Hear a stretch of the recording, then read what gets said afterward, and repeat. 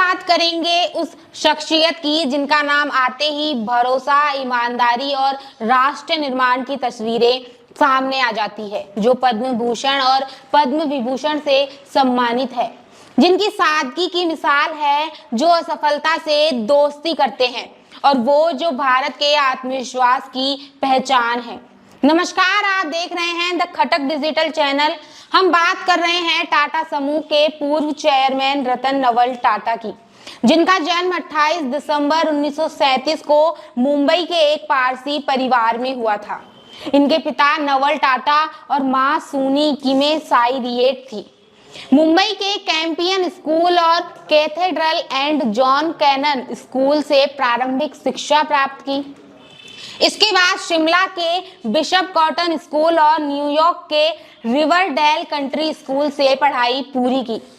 बहुत कम लोग जानते हैं कि रतन टाटा का बचपन आसान नहीं था।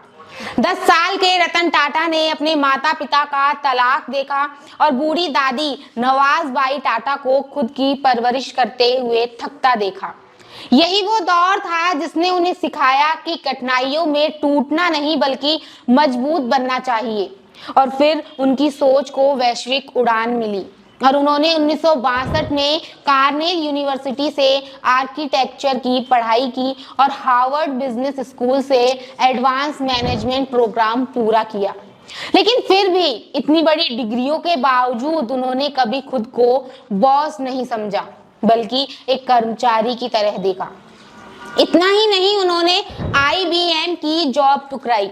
कहा जाता है कि अमेरिका में रहते हुए IBM ने उन्हें जॉब ऑफर की, लेकिन परिवार के बिजनेस के लिए भारत लौट आए वो, और साल 1962 में अपने करियर की शुरुआत टाटा स्टील के शॉप फ्लोर से की।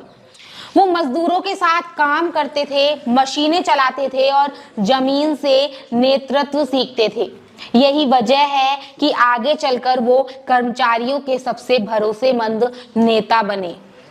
जब भी टाटा बड़ा क्रैक जैसी खबरें सामने आती है, फिर चाहे वो नैनो प्रोजेक्ट की चुनौतियां हो या अंतरराष्ट्रीय अधिग्रहण, रतन टाटा ने हमेशा एक बात साबित की है कि जोखिम से डरने वाले इतिहास नहीं रचते।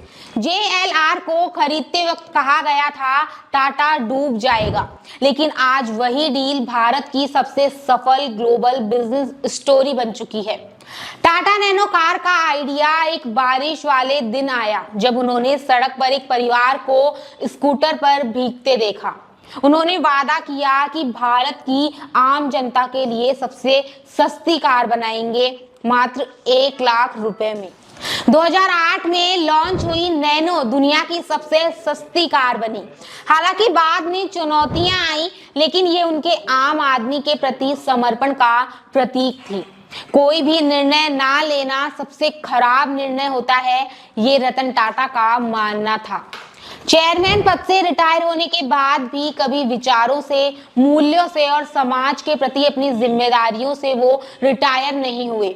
उन्होंने युवाओं के स्टार्टअप्स को समर्थन दिया, शिक्षा और स्वास्थ्य के लिए हजारों करोड़ों रुपए का दान किया और हमेशा पर्दे के पीछे रहकर देश के भविष्य को संवारते रहे, क्योंकि उनका मानना था कि काम बोलना चाहिए, नाम नहीं।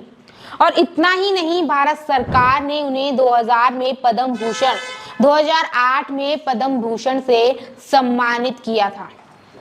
लेकिन फिर भी उनकी सबसे बड़ी उपलब्धि रही देश का भरोसा। क्या आपको पता है कि रतन टाटा एक लाइसेंस्ड पायलट भी थे और खुद छोटे विमान उड़ाते थे। 2007 में वो भारत के पहले सिविलियन बने जिन्होंने F-16 फाइटर जेट उड़ाया। वो एविएशन के बहुत शौकीन थे और अक्सर उड़ान भरते थे।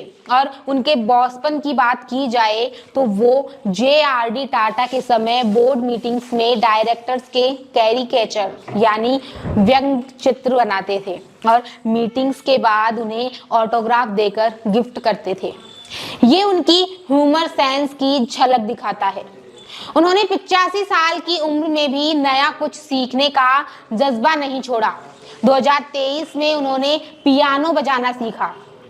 उन्होंने इंस्टाग्राम पर रेट्रो फोटोज पोस्ट करके ट्रेंड्स फॉलो किए और रतन टाटा का ये शौक हमें सिखाता है कि सीखने की कोई उम्र नहीं होती और ना ही उम्र के साथ हमें अपनी इच्छाओं को मारना चाहिए। फिर भारत ने 9 अक्टूबर 2024 को अपने सबसे भरोसेमंद उद्योगपति और एक सच्चे राष्ट्र निर्माता को खो दिया और सबने उन्हें एक ही शब्द में याद किया और वो है ईमानदार। क्योंकि उन्होंने हमें सिखाया है कि व्यापार मुनाफे से नहीं मूल्यों से बड़ा होता है। असफलता अपमान नहीं बल्कि अनुभव होती है और सादगी ही सबसे बड़ी सफलता है। तो इस सीरीज में इतना ही, बने रहिए द खटक के साथ।